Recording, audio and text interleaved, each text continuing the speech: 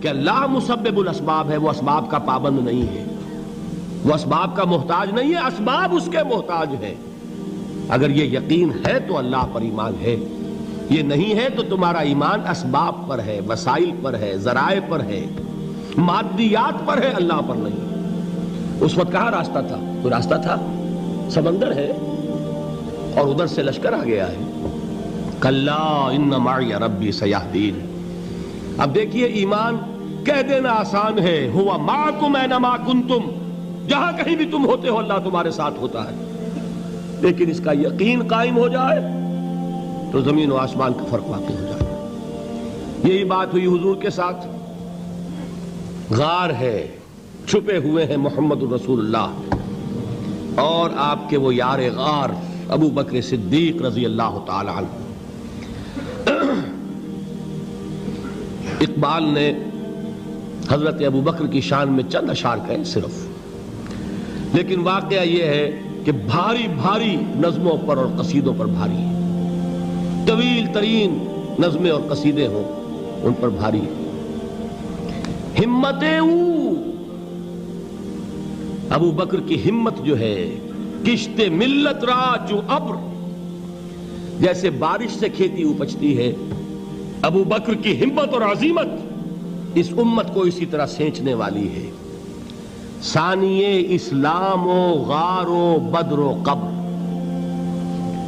وہ دوسرے تھے اسلام میں، دوسرے پہلے کون تھے؟ انا اول المومنین، حضور فرماتے ہیں سب سے پہلا ایمان لانے والا میں، دوسرے ابو بکر۔ ویسے ہمارے ہاں یہ چلتا ہے اختلاف، حضرت علی پہلے ہیں کہ حضرت ابو بکر پہلے ہیں، لیکن اس میں بڑی خوبصورت تطبیق قائم کی ہے علماء نے اور بہت صحیح ہے۔ چار کے بارے میں فیصلہ ہی مت کرو کہ کون پہلے ہے، ان کی ایک عجیب تقسیم کر دی ہے۔ آزاد مردوں میں، بالغ مردوں میں سب سے پہلے ابو بکر، بچوں میں سب سے پہلے علی، خواتین میں سب سے پہلے خدیجہ، اور غلاموں میں سب سے پہلے زید ابن حارثہ۔ بڑی پیاری تقسیم ہے، یہ چاروں ہی پہلے ہیں، ہر ایک کے لیے اولیت ہے۔ اور واقعہ یہ ہے کہ اگر زمانی اعتبار سے تعین ہوگا تو پہلے خدیجۃ الکبریٰ آئیں گی رضی اللہ تعالی عنہ۔ کسی اور سے بات کرنے کی نوبت بعد میں آ سکتی ہے، پہلے تو اہلیہ محترمہ سے بات ہوئی، آتے ہی پہلی وحی ہوئی ہے، ابھی تبلیغ کا حکم نہیں تھا۔ کس کو بتایا واقعہ؟ ابھی اپنی نبوت کی تبلیغ کا تو حکم ہی نہیں آیا۔ واقعہ کس کا ہے؟ وہ خدیجہ کا ہے۔ جب کہا ہے کہ خشیت علی نفسی، مجھے اپنی جان کا اندیشہ ہے، تو کیا جواب دیا خدیجہ نے رضی اللہ تعالی عنہا؟ وہ صدیقۃ الکبریٰ ہے۔ صدیقات جو ہیں خواتین، ان میں چوٹی پر خدیجۃ الکبریٰ ہے رضی اللہ تعالی عنہا، اور صدیق جو مرد ہیں ان میں صدیق اکبر ہے ابو بکر صدیق رضی اللہ تعالی عنہ، لیکن صدیقات میں چوٹی پر۔ جب حضور نے فرمایا خشیت علی نفسی، کیا فرمایا؟ کیا عرض کیا؟ کیسے تسلی دی؟ نہیں نہیں، اللہ آپ کو ضائع نہیں کرے گا، آپ غریبوں کے ہمدرد ہیں، آپ مساکین کے تکالیف رفع کرنے والے ہیں، آپ بیواؤں کی سرپرستی کرتے ہیں، آپ مسافروں کی خدمت کرتے ہیں، اللہ آپ کو ضائع نہیں کرے گا۔ یہ یقین ہے اس خاتون کے اندر۔ خیر وہ ایک علیحدہ بات ہو جائے گی۔ میرے دل پر حضرت خدیجہ رضی اللہ تعالیٰ عنہ کی شخصیت کا بڑا گہرا نقش ہے، جو وہ کوئی اور ہی وقت اور موقع ہوا تو بیان ہوگا۔ بہرحال اقبال نے ایک مصرے میں جو چار اولیتیں جمع کر دی ہیں، ہمت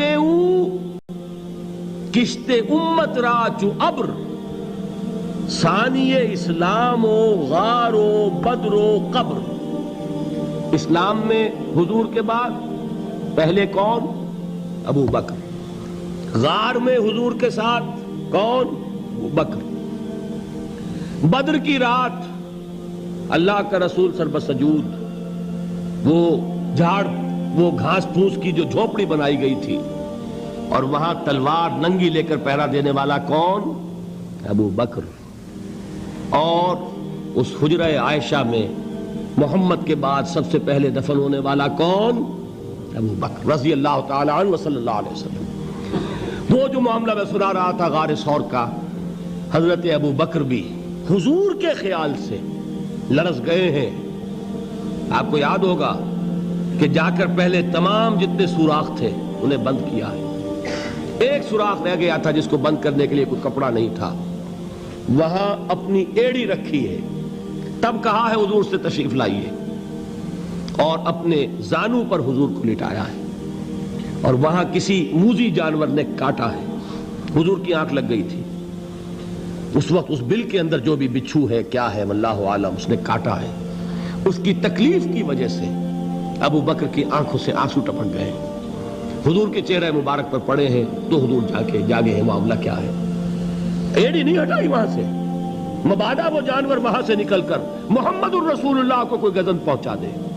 ابو بکر کی ایڑی ہے, جس طرح چاہے کھا لے, ختم کر دے, جان نکل جائے تب کوئی آنچ آئے محمد پر تو آئے, لیکن جیتے جی نہیں.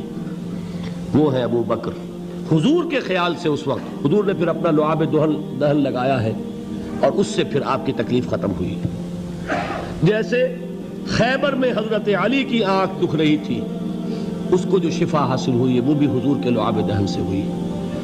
تو بہرحال اس وقت انہوں نے کہا ہے کہ اے نبی یا رسول اللہ, اگر اس وقت ان میں سے کسی نے غیر ارادی طور پر بھی اپنے قدموں کی طرف جھانک لیا تو پکڑے جائیں گے. کیا جواب تھا اللہ کے رسول کا؟ لا تحزن ان اللہ معنا. اللہ ہمارے ساتھ ہے, کیوں گھبراتے ہو ابو بکر؟ یہ ہے ایمان باللہ. میرا مالک اللہ, میرا رازق اللہ, میرا محافظ اللہ, میرا مددگار اللہ, میرا پشت پناہ اللہ, میرا دوست اللہ. یہ دوستی ہے اللہ کی جو لب لباب ہے, حاصل ہے ایمان کا. اسی کا نام ولایت ہے. اولیاء اللہ کے سروں پر سینگ نہیں ہوتے. جس کے دل میں ایمان راسخ ہو چکا ہو وہی اللہ کا ولی ہے. جسے اللہ پر یقین ہو چکا ہے وہی اللہ کا ولی ہے. جسے یقین ہے اللہ میرے ساتھ ہے, میرا مددگار, میرا پشت پناہ, میرا ساتھی, میرا دوست, میرا محبوب, میرا محب. اللہ اہل ایمان سے محبت کرتا ہے. واللہ یحب الصادقین. ان اللہ یحب الذین یقاتلون فی سبیلہ صفا کانہم بنیان مرصوص. اللہ محبت کرنے والا, اہل ایمان محبوب, اور اہل ایمان محبت کرنے والے اللہ محبوب. والذین آمنوا اشد حبا للہ. آپ تصور کیجئے جسے یہ رشتہ ایمان یا رشتہ ولایت حاصل ہو جائے, الا ان اولیاء اللہ لا خوف علیہم ولا هم یحزنون. آگاہ ہو جاؤ, اللہ کے دوستوں کے لیے نہ کوئی خوف ہے نہ کوئی حزن ہے. اور میں بیان کر چکا تھا, خوف اور حزن کے خاتمے ہی کا نام امن ہے. زوال خوف, زوال حزن. یہ خوف اور حزن کیوں آتے ہیں بار بار؟ اللہ تخافوا ولا تحزنوا, دونوں آ گئے. الا ان اولیاء اللہ لا خوف علیہم ولا هم یحزنون, پھر وہی دو. وہ کیوں ہے؟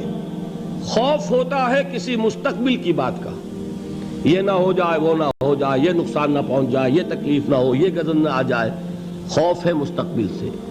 حزن ہے یہ کیوں ہوا, یہ نہیں ہونا چاہیے تھا, یہ میرا فلاں چیز میرے ہاتھ سے جاتی رہی ہے, فلاں موقع نکل گیا, اب بیٹھے ہوئے ہیں اندر ہی اندر کڑ رہے ہیں, صدمہ ہے اور رنج ہے. اور جو اللہ پر ایمان رکھتا ہے وہ جانتا ہے ما اصاب من مصیبت